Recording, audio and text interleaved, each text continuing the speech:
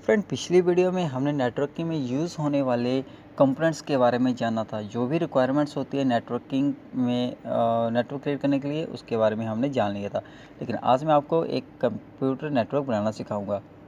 दोस्तों, आपको करना क्या है, आपके पास मान लीजिए 2 से ज़्यादा कंप्यूटर्स, यानी कि आपके पास यहाँ पे 5 कंप्यूटर अवेलेबल हैं आपकी नेटवर्किंग में। तो यहाँ पे मैंने 5 कंप्यूटर यहाँ पे आपको शो किए हुआ है। अब आप 5 कंप्यूटर को आपस में कनेक्ट करना चाहते हैं और इसमें कम्युनिकेशन करना चाहते हैं, तो कैसे करेंगे? आपको एक सेंट्रलाइज्ड डिवाइस लेना है जिसका नाम है हब या स्विच। तो आप हब या स्विच नेटवर्किंग को कनेक्ट करने के लिए ले सकते हैं। ये एक सेंट्रलाइज्ड डिवाइस होता है जो कंप्यूटर को आपस में जोड़ता है और उसमें कम्युनिकेशन पॉसिबल करवाता है। अब आपने एक सेंट्रलाइज्ड डिवाइस ले लिया और आपके पास 5 कंप्यूटर हैं। आपकी जो स्विच है उसमें इथरनेट पोर्ट यानी कि RJ45 या आपका लैन पोर्ट होगा। तो RJ45 लैन पोर्ट आपके स्विच में भी है, आपके कंप्यूटर की बैक साइड पे भी होगा। ये 8 पिन का एक इथरनेट पोर्ट होता है, तो ये आपस में नेटवर्किंग में कनेक्ट करने के लिए यूज़ किया जाता है। अब आपको एक केबल लेनी होगी, एक आपको अनशील्ड ट्विस्ट पेयर केबल। एक ट्विस्ट पेयर केबल होती है, तो UTP केबल ले सकते हैं आप, STP ले सकते हैं। अगर आपका कम बजट है आप UTP ले सकते हैं, काफ़ी फ्लेक्सिबल और लाइबल होती है। तो आप कैटेगरी 5 या कैटेगरी 6 ले सकते हैं। ये आप अलग अलग टाइप होती है, कैटेगरी 1 2 3 4 5 7। इसकी स्पीड भी अलग अलग होती है, लेकिन मोस्ट पॉपुलर आपकी कैट 5 5E 6 कैट 6 और 7 होती है, जिसकी स्पीड कैट 5 की आपकी 100 Mbps एंड कैट 6 की आपकी 1000 Mbps तक होती है। तो ये काफ़ी फास्ट होती है।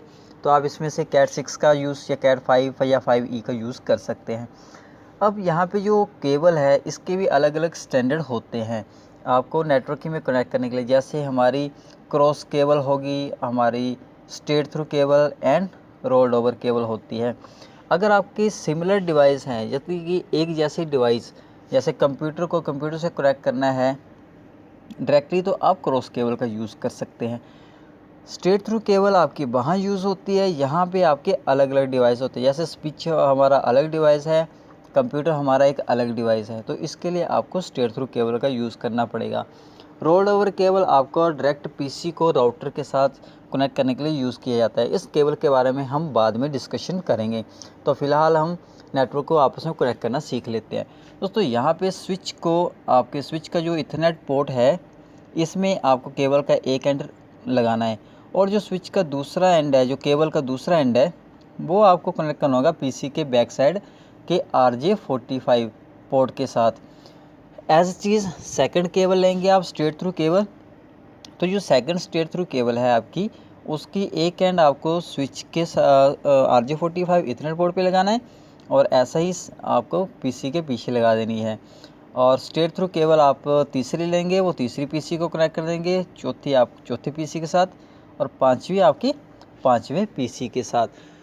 तो आपके जब ये कंप्यूटर आपस में कनेक्टिंग हो जाएंगे, तब आपको करना क्या है, आपको जो कंप्यूटर्स हैं उसमें आपको IP एड्रेस असाइन करवाना होता है।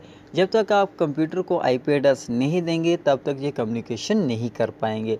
तो इसको IP एड्रेस देने के लिए आपको अपने कंप्यूटर की जो इथरनेट की प्रॉपर्टी है, लैन कार्ड की प्रॉपर्टी है, वहाँ पे जाके आपको इसमें IP एड्रेस असाइन करवाना होगा। तो चलिए, सबसे पहला जो PC है मेरा, इसके ऊपर IP एड्रेस असाइन करवा देते हैं कि कैसे करना है। अब कंप्यूटर में IP एड्रेस डालने के लिए आपको सबसे पहले करना क्या होगा, आपको अपने कंप्यूटर पे चले जाना है रन पे जहाँ पे आपको ncpa.cpl कमांड को टाइप करना और एंटर कर देना है। ये बिल्कुल शॉर्टकट और बहुत ही आसान तरीका है। यहाँ पे आपको इथरनेट कनेक्शन पे जाना है, राइट क्लिक करके इसकी प्रॉपर्टी में आ गया मैं। तो यहाँ पे मुझे सेलेक्ट करना होगा इंटरनेट प्रोटोकॉल वर्जन 4, यानी कि TCP/IP वर्जन 4। इसकी प्रॉपर्टी में चले जाएंगे। इसके प्रॉपर्टी में जाने के लिए यहाँ पे ऑप्शन है 2, एक ऑटोमेटिकली IP एड्रेस उठा लेगा, सेकंड जो है मैन्युअली टाइप करने पड़ेगा। मैं यहाँ पे मैन्युअली टाइप करने पड़ेगा जो मैंने अपने फर्स्ट PC को दिया है। तो यहाँ पे मैंने फर्स्ट PC को दिया है 192.168.1.1। ये मैंने अपने फर्स्ट PC को IP एड्रेस दिया है। तो अब इसका सबनेट मास्क पे क्लिक करूँ तो ये ऑटोमेटिक इसका सबनेट मास्क 255.255.255.0 ये उठा लेगा। अब क्लिक ओके कर दूंगा, देन क्लोज कर दूंगा। अब इसको भी यहाँ से क्लोज करो। अगर आप देखना चाहते हैं कि आपके पीसी का आईपी एड्रेस क्या है तो आप अगेंस्ट रन पे चले जाइए। यहाँ पे आप कमांड प्रॉम्प्ट पे चले जाइए cmd टाइप करके, और यहाँ पे आपको आईपी कन्फिग टाइप करना होगा। आईपी कन्फिग टाइप करेंगे तो ये देखिए मैंने आईपी वर्जन 4 यहाँ पे शो हो रहा है 192.168.1.1। अगर आप पूरी डिटेल लेना चाहते तो आईपी कन्फिग स्पेस / करके आल टाइप कर देंगे। आपको यहाँ पे अपना सारी इन्फॉर्मेशन आपके इथरनेट कनेक्शंस की यहाँ पे शो कर देगा कि आपके आईपी एड्रेस का एड्रेस क्या है आपके पीसी का, और उसका सबनेट मास्क, उसका हार्डवेयर एड्रेस से सब कुछ आपको यहाँ पे शो कर देंगे, जिसके बारे में हम बाद में डिस्कशन करेंगे। अब ये तो था इसमें आईपी एड्रेस कैसे डालना है। तो अब चेक कर लेते हैं कि आईपी एड्रेस ये काम कर रहा है इसमें या नहीं। तो चेक करने के लिए हमें जाना होगा रन पे, और यहाँ पे हमें इसको पिंग करके देखना है। तो चेक करने के लिए यहाँ पे टाइप करनी है कमांड PING पिंग।